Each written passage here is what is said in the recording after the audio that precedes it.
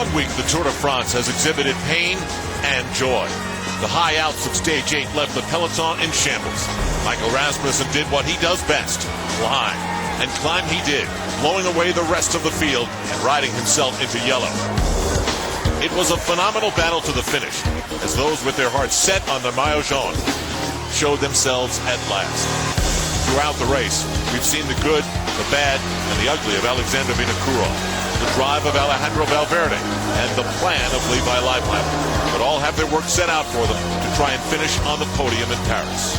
Today, a new beginning. The Tour de France and a final day in the Alps. Stage 9, next on Versus. Paul Sherwin and Phil Liggett are here. If I use the word diabolical, Phil, is that fair? It's absolutely fair, Al. It's a long way since we started this Tour de France in London, where 3 million people sent us over to France, and we've had a great race since. This is the last day in the Alps now for the riders. It's a very difficult day. Cadel Evans, in training, by the way, reckoned he averaged 80 kilometres an hour between the top of the Col de Liseron and the start of the Col de Telegraph, because there's an awful lot of descending on the way to the final climbs of the day. This could be a decisive day, because the riders are showing us now that they're very suspect when they go out climbing, and an opportunist today might do pretty well. Could do very well, but the big thing is when we get down to the end, after that 80 kilometre an hour average speed, the riders then line up towards the Col de Telegraph and what Lance Armstrong would describe as the nasty climb of the Galibier, 2,645 metres by the time they get to the top. And again, it's a long, fast downhill running into the outskirts of Briançon. It's going to be a beast of a day once again, I have to say, in the Alps. By distance, you could say it is Chicago to Milwaukee, but for that to be accurate, you'd have to have a major volcanic fault eruption. The last finish in Briançon was 2005, and maybe that brings back some good memories from Alexander Vinokourov.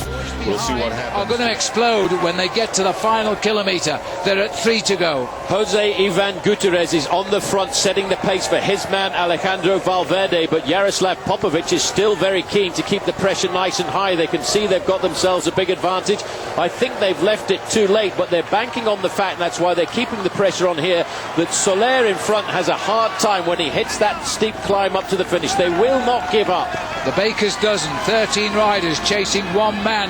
They've made little impression on him in the last 5 kilometres. They've all come back together. Again, Moreau stays in this race for France, tagged on to the back. These are desperate moments. We're into Briançon. It is dangerous now. These corners dive and duck, and they switch back. They descend very steeply, and then it's a horrible sight when they come round the corner. The road just goes up to the heavens, to the finishing line.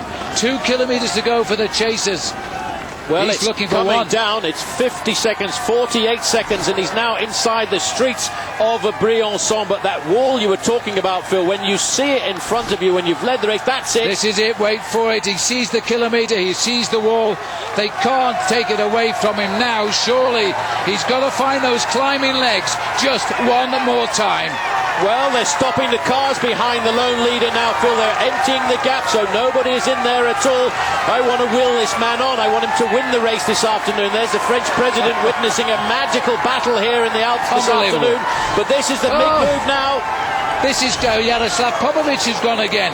Popovic is trying to set something up for his man Alberto Contador, and slipping backwards there is Gutierrez. He'd done the work for Alejandro Valverde.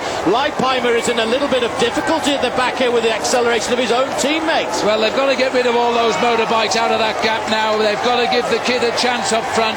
Cadel Evans is making his throw for the finish. They're racing the leader, they're racing themselves, because they know on this climb they can open a gap of 10 or 15 seconds on one another. As now Moreau again continues to struggle. Sastra's finished. This man is climbing to victory. He's got his rhythm again. He's got his rhythm. He's just got to keep it going. It doesn't matter if he wins by a second or 2 seconds. That's not important for him. The important thing is to win for Colombia and to win for Team Barlow World. A little look over his shoulder. He knows how quickly they'll come back at him, but he's still got good climbing legs. He's still got those legs ticking over. We can't yet see the shadow of the group behind him.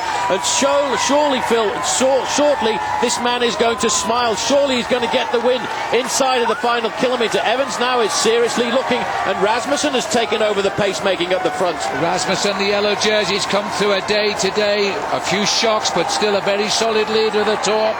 It looks as though Moreau might concede a couple of seconds by the finish. Evans is moving up on the shoulder, Rasmussen. This is going to be a very, very sharp finish today. We can't see the man in red. He must be very, very close to the finishing line now. This is how difficult this final kilometre is, and there he is still in the lead. He's got a big advantage. He's 500 metres to go. That's they will enough. not catch him anymore, because once he's round this corner, he'll see the banner. There it is, just around the corner. Push this man home, because he's made an incredible move on the slopes of the Col de Galibier, and I think he's heard us, Phil, because he's finding a little bit more energy. He's pushing himself now. The pain is slowly starting to disappear from his thighs. This is a rare Colombian victory. It is a definite first victory for Barlow World in their first Tour de France. It's a South African team. They've got a lot of foreign riders on it.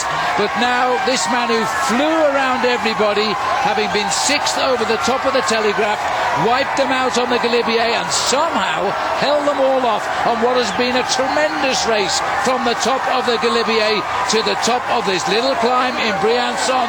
There's time soon to zip up the jersey and salute the crowd.